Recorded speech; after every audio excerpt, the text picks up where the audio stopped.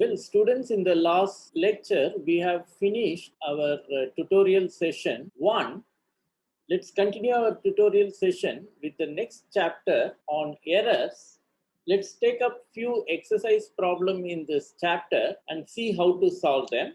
Let us take up the first problem. We are given that x is sufficiently large number so that the overflow of memory happened on a computing device, and you have another number denoted by small x, which is sufficiently small so that undervalue of memory happened on the same device.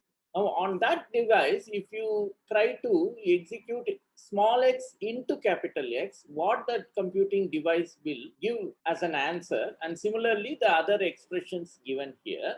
See, we are given that x is very large, that overflow of memory happened. Therefore, this computer will consider this number as infinite. Generally, a computer will show up a symbol like this, which means it's infinity for us. And on the same device, we have also entered another number which is denoted by x, and unfortunately, underflow of memory happened on the same device. Therefore, it will consider this number as 0. For a human being, this x is although is not 0, but for the computer, it is 0. And similarly, for a human being, this capital X is not infinity, but for that computer, it is infinity. Now, once you take this, remaining part of the problem asks if you perform certain calculations, what will be the output from that device? Well, this is not very difficult for us to see, because in our calculus course, we have done such calculations like 0 into infinity means what and so on. But here we will just make a note of it. So if you take small x into capital X, it means for that computer, you are trying to compute 0 into inf, right? In our elementary mathematics, we would have seen that this is not actually well defined. Therefore, the computing device will simply return a symbol like this. What it means not a number. And the second one is some finite number 3 into capital X. The computer will understand this as 3 only, and this is understood as infinity. Therefore, for the computer, it is 3 into INF, and that is going to be INF. So the computer will return this symbol. And what will be the output for the third one? It is 3 into small x, and that is going to be 3 into 0, and that is obviously 0. And coming to the fourth subdivision, x divided by capital X, and that is going to be 0 divided by INF, that is 0 divided by infinity. Well, there is ambiguity in what it could be, but as a convention, we will take it as 0. Look, we may see 0 by infinity as 0 by 1 by 0, right? If you interpret this symbol like this, then you can also write it as 0 into 0. This is just justification why we prefer to take it as 0 and not anything else. It may be not a number also, but we will just, by convention, we'll take it as 0. Fourth is capital X divided by small x, and that is going to be inf by 0. That by convention, again, we will take it as infinity. Again, the same kind of reason we may give for why we prefer to take it as infinity and so on. Okay. And suppose you are given x by x, and that is going to be inf by inf, that one can take as not a number. And similarly, you have x by x, which is equal to 0 by 0, and that is also not a number. So one may keep all these in mind, and if any expression is given and ask you to find what will be the output if one of the variable in it is going to have overflow of memory or underflow of memory, then by keeping these terms in mind, you can find what could be the output of that expression. Next, let us take up the problem number 4. The problem says that if your computing device is using n-digit rounding binary floating point arithmetic, then show that the machine epsilon is given by 2 to the power of minus n. We have delta is equal to 2 to the power of minus n in a binary representation, that is with beta is equal to 2. We can write it as, well, first write it as it is. How many zeros will come?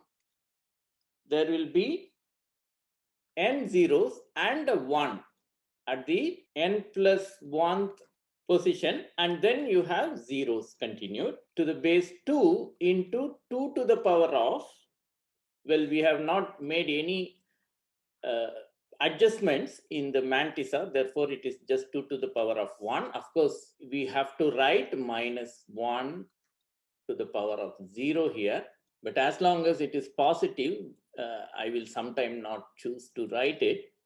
But as I told you, if I ask you specifically to represent it in the floating point form, at that time you have to write this term also. Otherwise, in a running calculation, if something is a positive number, you need not write, right? Remember, I am not writing it in the floating point representation because by definition, floating point representation means you have to normalize it.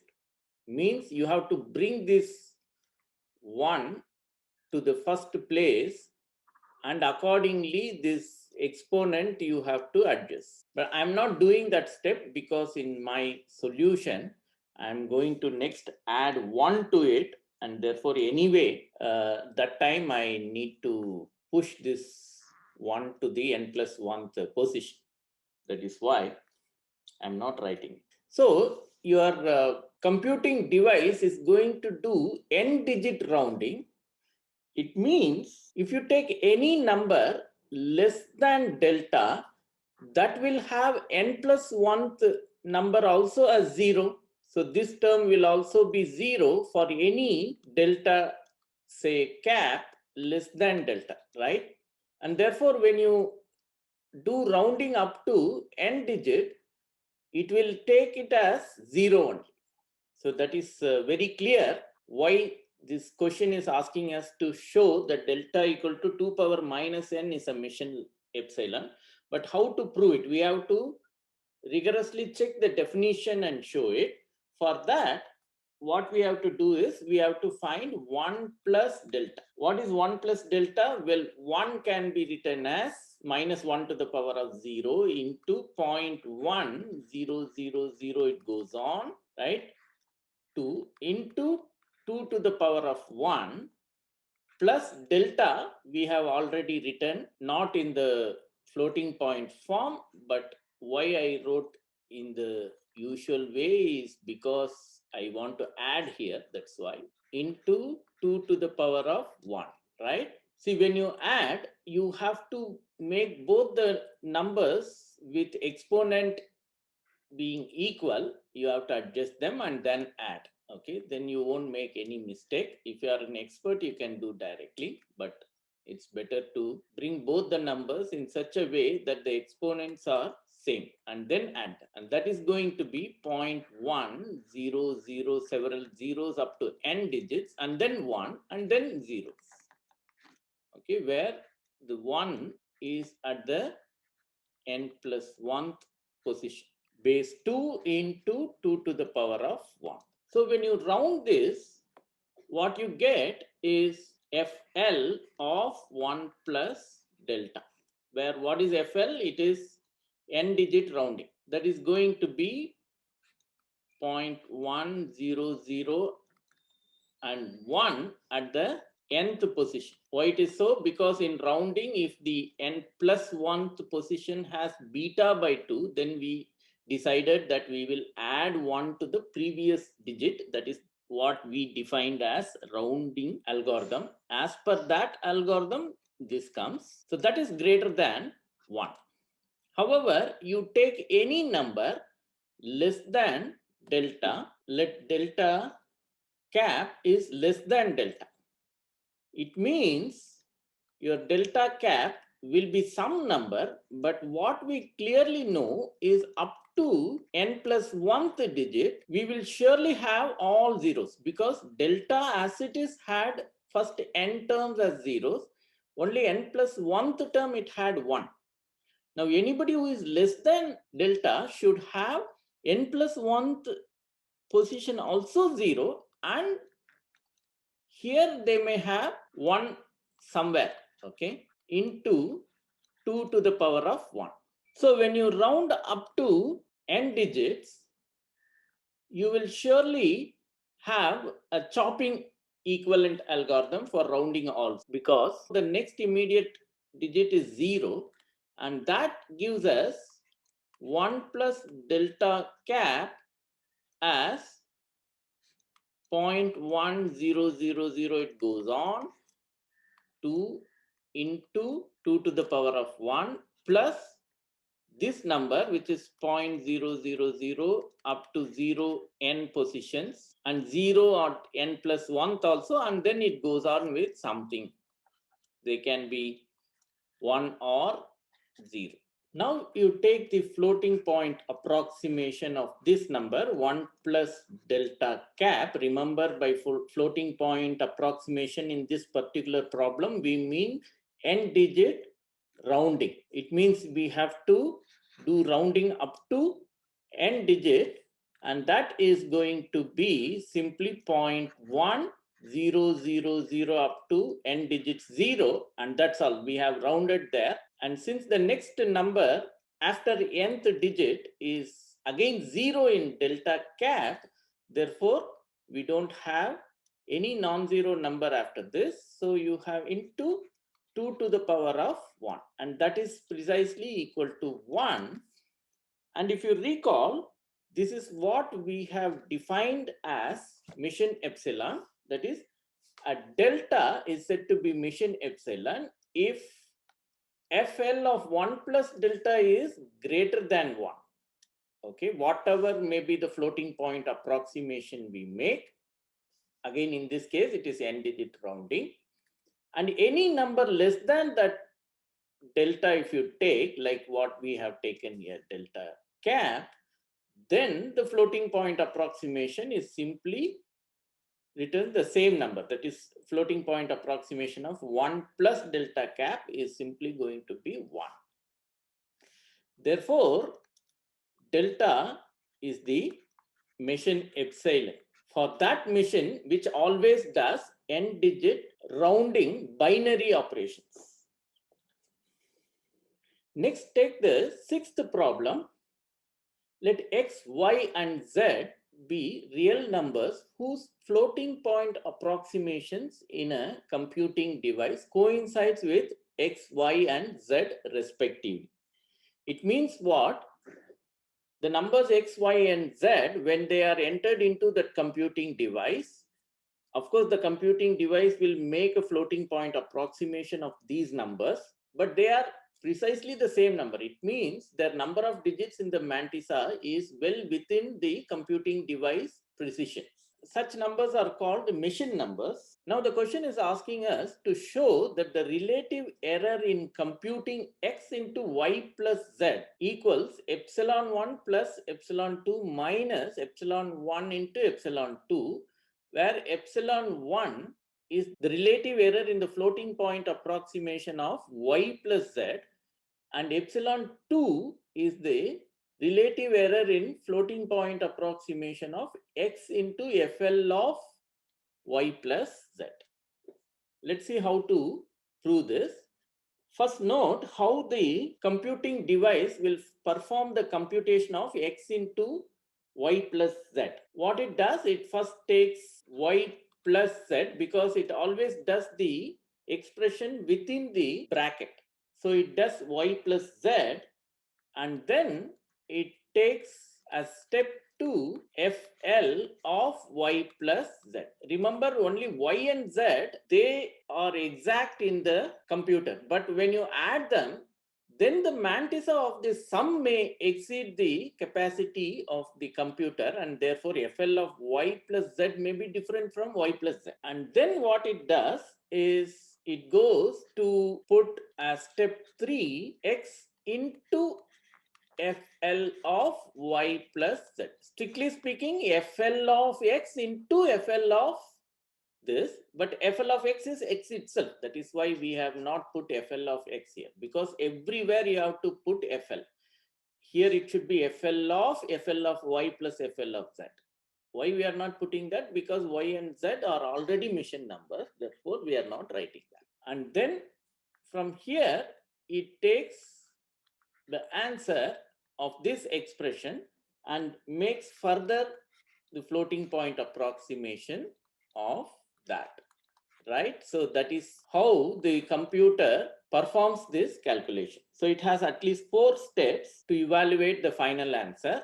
So what you want finally is x into y plus z, but what your computer will give is this number, which may be different from what you want. So there may be a relative error involved in what you want and what your computer has given, right? What is given to us is epsilon 1. What is that? That is nothing but y plus z, right? That's the true value, minus FL of y plus z, that is the approximate value, divided by true value y plus z, right? That is the relative error involved in FL of y plus z. And what is epsilon 2 given to us?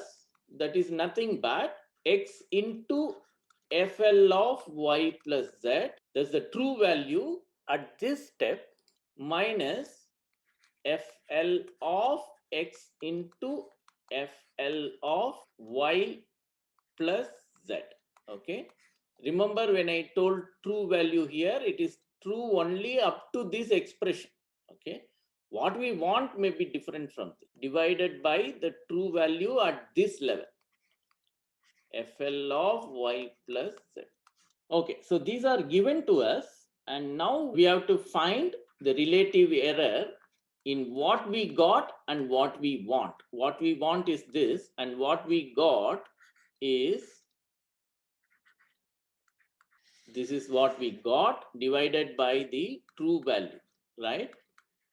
So this is what we have to find. See, let us first evaluate this term, and then we will evaluate this term, and then substitute it and see what is happening. Let us take FL of y plus z. You just use this expression. Why I am doing it? Because you can see that we want to show that this is equal to, this is to show, this is equal to epsilon 1 plus epsilon 2 minus epsilon 1 epsilon 2. Therefore, we have to eliminate all these terms, right? All these terms have to be eliminated and return only in terms of epsilon 1 and epsilon 2. That is why I'm trying to eliminate first FL of y plus z. I can write in terms of epsilon and y plus z. So there is a scope that I may cancel them in the final expression because x into y plus z is sitting there. So let's just eliminate FL of y plus z. That gives me 1 minus epsilon 1 into y plus z, right? And when I go to eliminate FL of x into FL of x, that is in the epsilon 2 definition, right? We can eliminate this part and we can therefore get it like this: FL of x into FL of y plus z is now going to be what? You can write it as 1 minus epsilon into x into FL of y plus z. Okay, it's an elementary calculation. Just bring this to this side and bring this term to this side and then simplify, you'll get this. And that, you know how this looks like. You substitute this here, and that will finally simplify to 1 minus epsilon 1 minus epsilon 2 plus epsilon 1 into epsilon 2 into x into y plus z. So this is very nice. We got a very nice expression which when substituted here, what you will get is x into y plus z minus FL of x into FL of y plus z divided by x into y plus z is going to be x into y plus z minus, well, I got this expression, that is my 1 minus epsilon 1 minus epsilon 2 plus epsilon 1 epsilon 2 into this, that I can pull out and write 1 minus this, right, divided by x into y plus z, and that gets cancelled, and you have 1 goes off, and you have epsilon 1 plus epsilon 2 minus epsilon 1 into epsilon 2. That's precisely what we want to show, right? Next, let us take the problem number 9. We are given two numbers, xa and ya, and we are supposed to perform 4-digit rounding calculation of the 4 arithmetic operations and find the smallest interval that contains the final answer in each case. Let me do one of this. Let us take addition. You can see that xa is given by 3.14. Remember, you got this number by doing a 4-digit rounding of some number xt. See, I gave some number which we denote by xt, but my computer took this value xa. Now you don't know what I gave. Okay, you only know what computer has taken.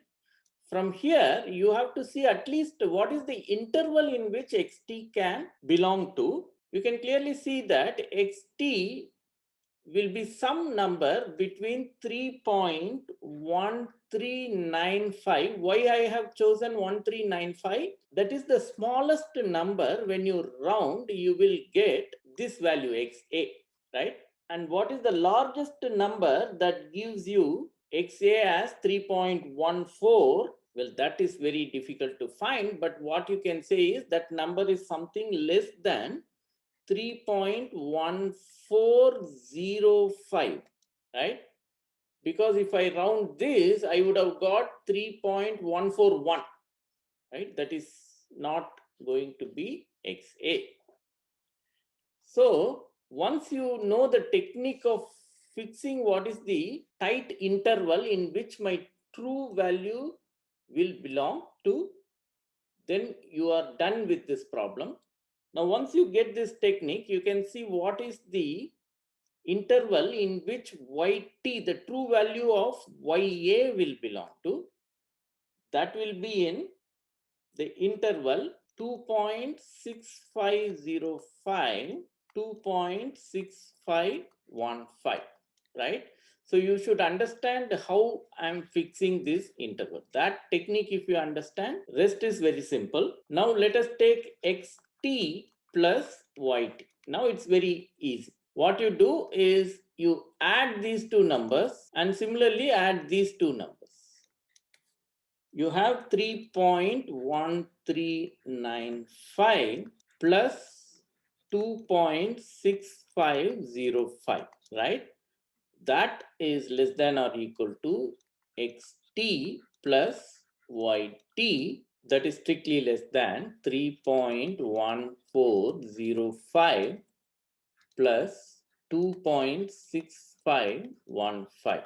That gives me 5.79 less than or equal to xt plus yt is less than 5.792.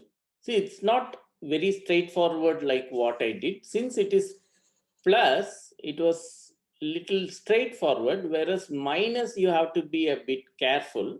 Similarly, multiplication will be straightforward, and division one has to be careful. Let us do division and see how it comes. What is not straightforward here is, first you have to worry about what is the interval in which 1 by yt will belong to, and then you have to take that interval and do the further performance. We know yt belongs to this interval, therefore 1 by yt will belong to 1 by 2.6515 is less than yt is less than or equal to 1 by 2.6505. Once you do this, then the rest will go as usual. There is no problem with that. Therefore, where xt by yt will be, well, now you take xt interval and not yt interval, but 1 by yt interval. Sorry, this is 1 by yt. Okay, so 1 by yt will belong to this. Now you have to compare these two intervals, and that will give me 3.1395, that is xt interval divided by 2.6515, that is coming from 1 by yt interval.